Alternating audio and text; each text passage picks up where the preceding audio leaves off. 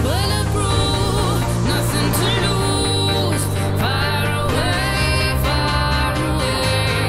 ricochet. You take your. You say you want a revolution, well, you know, we all want to change the world. You tell me that it's evolution, well, you know, we all want to change the world. Someone else changes the world, right? It's not us. I mean, when you're growing up as a kid, you don't think it's going to be you, do you? Seriously. I mean, you have dreams, but then you get older and you think, well, other people will solve the problems. So I'm flying in to San Francisco last year, July 4th, subtle hint, 9:38 p.m., ready to start my job as president of Levi's. 9:38 p.m., July 4th. Come into the Bay Area, and I'm staring it down, I'm going, holy shit, I got to start as the president of Levi's. I just was doing this entrepreneurial stuff up in Portland, Oregon for the last 5 years. Wow. And I stared down that peninsula, and I thought to myself, I think I got a starting solution. If we could take the heritage and the iconic status of Levi's and create this positive collision with just about 20 miles down the 101 with Apple and Google and Facebook and those highly entrepreneurial environments, man, if we could create a positive collision, something good might happen. Hence the notion of the 150-year-old startup at Levi's. So then I started thinking, what do I do on day one? So I walk into Levi's day one, and I said, I got to figure something out. This is this heritage brand. Where did it all start?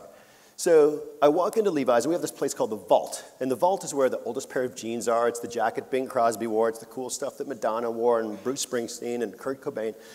And I walked in, and they said, do you want to see all the product? I said, not really. I said, I want to understand when Levi's was at its best, what were the conditions for success? And this is what I found out day one. Each time Levi's could understand where the modern frontier was, it could succeed through cultural relevance. It was born in the gold rush. The edge of the modern frontier was California, the gold rush. Then the edge of the modern frontier shifted. Think cowboys, think denim, think workwear, think vast openness, the edge of the modern frontier in America.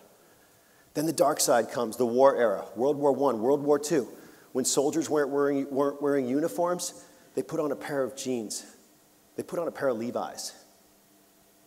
Come out of the dark ages of the war. The edge of the modern frontier was Hollywood. Think James Dean, Marlon Brando, Marilyn Monroe, Hollywood. Think rebels with or without a cause.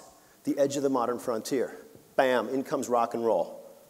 The uniform of progress was built around denim, around Levi's. Then it became events, like Woodstock, the edge of the modern frontier. All of a sudden, you find yourself in this place into the 70s, into the 80s. Was it Bruce Springsteen? Back cover, boom, there it is. Rocking the 501. Edge of the modern frontier of music in the day. You fast forward into this century, and I'm thinking to myself, well, there's the question. Where's the edge of the modern frontier?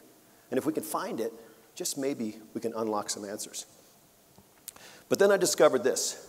The landscape is changing. And it's changing quickly. And let me get it real simple.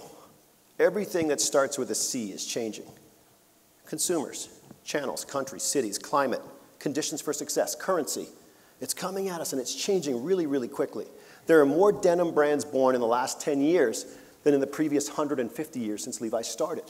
Wow, the landscape is changing. Where's the modern frontier? Is it digital? Is it sustainable? Is it craftsmanship? Is it performance? The sports brands coming into the city and being more relevant than ever. The outdoor brands with city solutions. And Levi's is in the middle going, where do we belong? We have to understand that if you chase the landscape, you probably don't win. If you can change the landscape, it sets the conditions for success.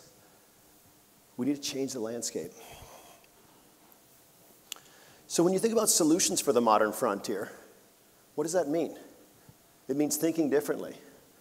It means, can good environmental sense make good economic sense? And you start working on solutions, whether it's an eco-cycle project or our Made of Progress platform, areas that are going to be not just exciting for us, but expected from us in the future. So let me show you a little solution we've been working on in conjunction with the EcoCycle project and some of our Made of Progress range. 3, 2, 1.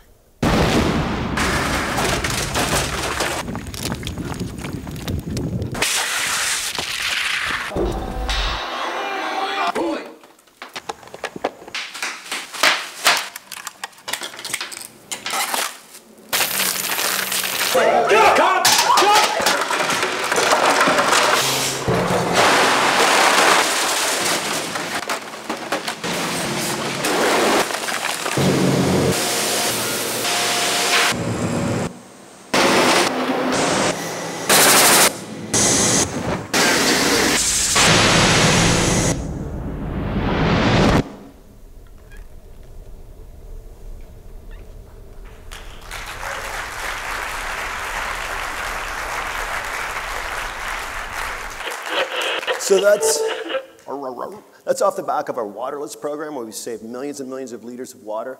That's off the back of our wasteless program, our Made of Progress platform, that started to get real traction.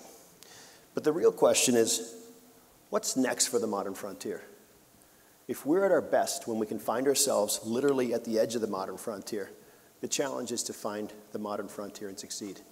And I think the solution lies in not trying to predict the future, but in trying to create the future through changing the landscape. Thanks.